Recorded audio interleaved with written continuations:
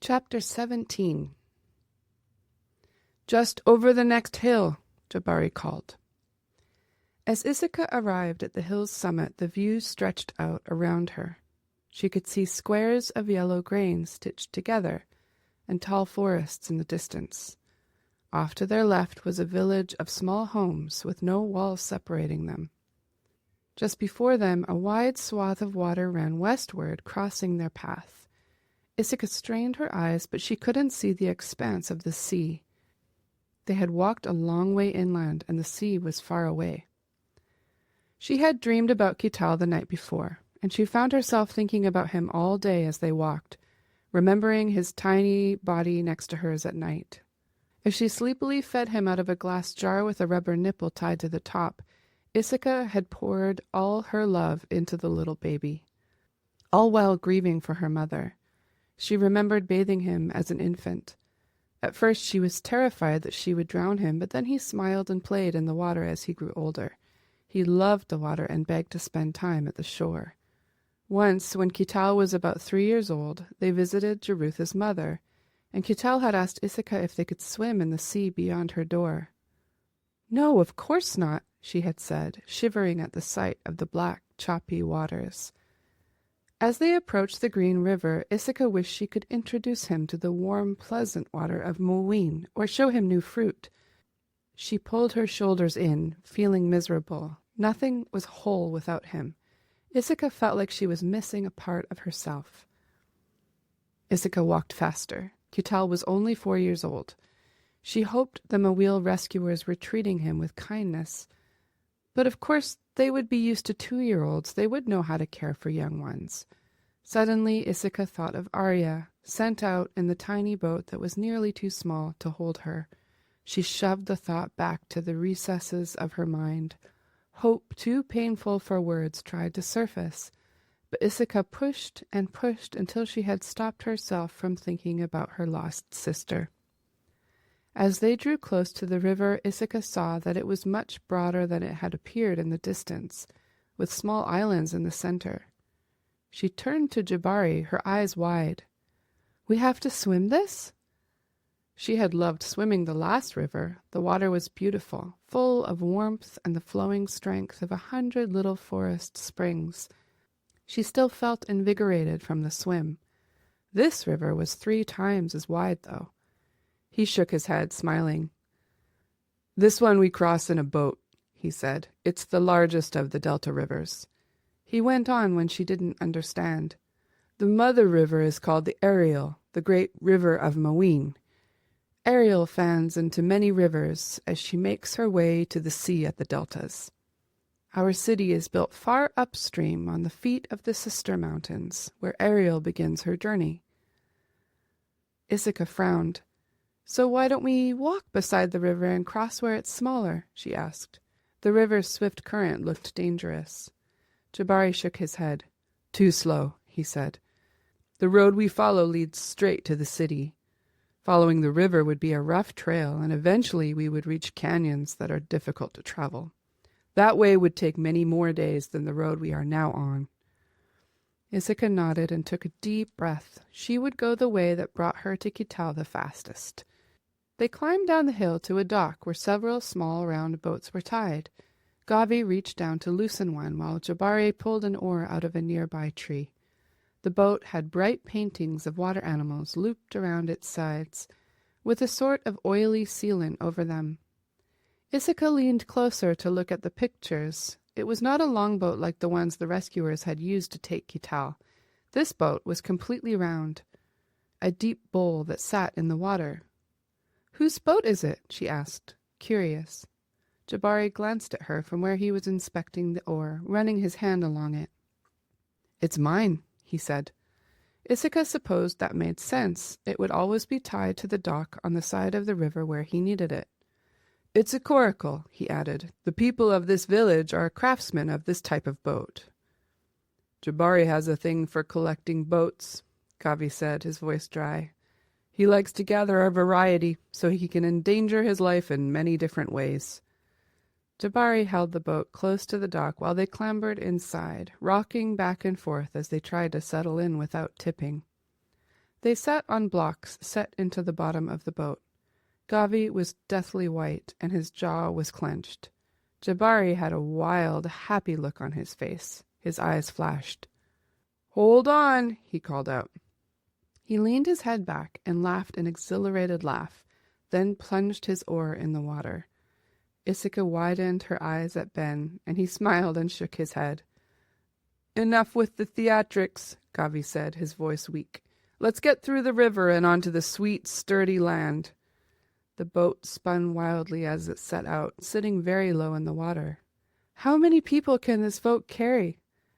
"How many people can this boat carry?" Issika asked, her stomach plunging. "Shh," Jabari said. "I'm concentrating." Gavi shut his eyes. He was gray now, and his lips moved silently. Iba slipped her small hand into his, and he immediately looked a little better, his eyes flying open. "Wow, Iba, that's quite a gift." He shook his head, smiling slightly. "The three of you are the strangest Poisonlanders I've ever met." "Thanks, little one. That feels better." Issika was barely listening. She concentrated on the water that surrounded them, cool, smooth, and full of life. Its energy reached her as the swift waters curved around their little bowl, and as she closed her eyes she could see the river as a young stream, making its way down the mountains, moving through villages. She saw cows bathing in its shallows as it passed lazily through the fields, gathering speed until it roared to meet the ocean. She opened her eyes. A group of the large, fish-like sea animals encircled the boat, gliding through the water with ease. One leapt out of the air and flipped, splashing Issika. Then several more followed his example. Issika caught her breath. Beside her, Iba stared at the water animals with round eyes. They swam and jumped, curving in the air like the wind itself, their shapes mimicking the river's rounded currents. Jabari laughed again, the sound of it long and loud and clear in the air. He shifted from laughter to singing a wild song Issika had never heard before, paddling all the while. The sky was very blue, the animals pink against it. Jabari finished his song. "My father told me that the Naya are the most joyful of creatures because they have the clearest memory of the Shaper. They spend their days dancing their memories," he said. Issika's heart ached at the sight of them. "Naya," she breathed, and the word clicked into place as though she had always known it. She felt that she wanted something badly, something she could barely remember. "We have stories of something like this called the Delphina, but I thought they were just fairy tales," she said. Jabari nodded. "Some people call them by that name. We call them Naya, the friends of the sea." Issika held her hand out to one of the Naya, and he swam over to her and nudged her hand with his rubbery nose. "Welcome," she heard him say clearly in her mind, and she gasped. The Naya left his nose in her hand until as one they turned and swam downstream, jumping one after the other, their bodies rising and disappearing in waves. Issika watched until they were too far to see, and still she could feel their peaceful spirits. Jabari guided the coracle to the shore and held it fast while the others cautiously climbed out of the boat. Issika's knees wobbled. Jabari carefully tied the boat to the dock there. After a moment of stretching and some strengthening tea from Gavi's flask, they continued on their way, Issika giving the wide river one last longing glance before she followed the others. They swam the next river when the sun was beginning to slant toward the western sky. The water was warm and clear, and when they reached the far bank, they lay in the afternoon sun for a while. But then Issika sat up and said, "Let's keep going. We can dry as we walk." Jabari nodded, and they walked in their underclothes. Issika marveled at herself, walking with two boys she knew only slightly, legs and arms and face warm in the sun. Issika, who a few days ago had been averting her eyes because eye contact was impolite. She walked with Gavi as Jabari, Ben, and Iba walked on ahead. Iba's head swiveling from one tall boy to the other as she chatted away. She looked like a small sparrow, hopping every few steps.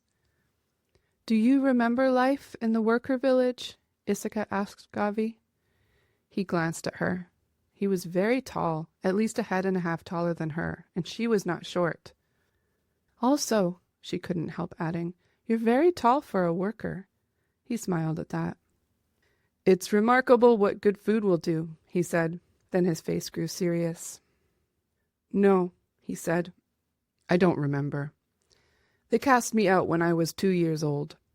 Sometimes I think I can remember shapes or smells or sounds, but I don't remember my parents. I don't remember their faces or the sounds of their voices. I wish I could sometimes, but other times I'm glad that I can't. Some of the other rescued remember well, and it's hard for them, remembering people they loved who cast them away.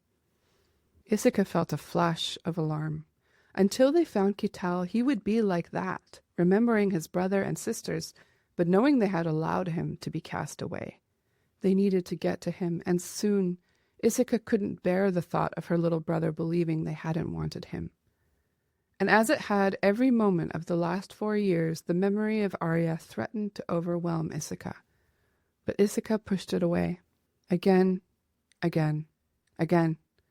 She was so used to pushing away grief that she didn't know how to allow hope to enter her heart. It felt too painful to contemplate. Issachar looked at Gavi for a moment, wondering if she should ask him about her sister. But she couldn't get the words out, although she opened her mouth to speak. Her heart was hot with pain.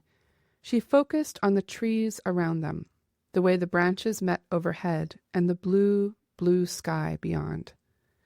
Jabari, Iba, and Benaim were just out of sight around a curve in the road, heading toward the 4th river. After this, there would be 2 more, but Jabari had told them they were small and not anything to worry about. Issachar wasn't worried anyway. So far, she had loved the rivers, even the biggest. Jabari's shout rang out in the stillness of the afternoon. Gavi! They could hear the alarm in his voice clearly, sharp as a knife. Come quick! Gavi broke into a run, and Issachar started after him, struggling to keep up with the tall boy's long stride. They ran around the bend in the road, straight to the bank of the next river, where Jabari and the others stood gazing into the water. As soon as Issachar saw the river, she knew something was very wrong. It didn't feel alive at all. Dark gray, the waters flowing slowly and painfully, as though they were captive to something horrible. In some places the water was utterly still. Pools grew a thick white scum on their surface. The whole place reeked of rot. Issachar felt compelled to go toward the water to touch it, but as she moved, Jabari cried out, "Stop!" He looked relieved when she listened to him. "If I get you to the city alive, Issachar, it will be a miracle. This water has been poisoned. Its touch is fatal." They stood and stared at the river. It was painful to look at, a dead body of water. "What can we do?" Issachar asked. "We have to cross." "Gavi, we need to try a healing," Jabari said. Gavi drew in a breath. "What?" Issachar asked, looking up at Jabari. "What's the problem?" She looked at Gavi and saw that once again his face was white. "We can do it," Jabari said, his face set and determined. And after a moment Gavi nodded, but he looked afraid. "You 3 need to back up. Come on, we're not joking about this." Then, like a nightmare, it happened. Jabari reached for a staff from his pack. Iba moved closer to see it, ignoring Jabari's instructions. Ben started forward quickly to pull her back, but his right foot slipped on the wet grass at the bank. Or perhaps the river itself pulled him in. He reached out for something to catch hold of, but his hands flailed in empty air, and he fell, slipping over the bank and into the poisoned water.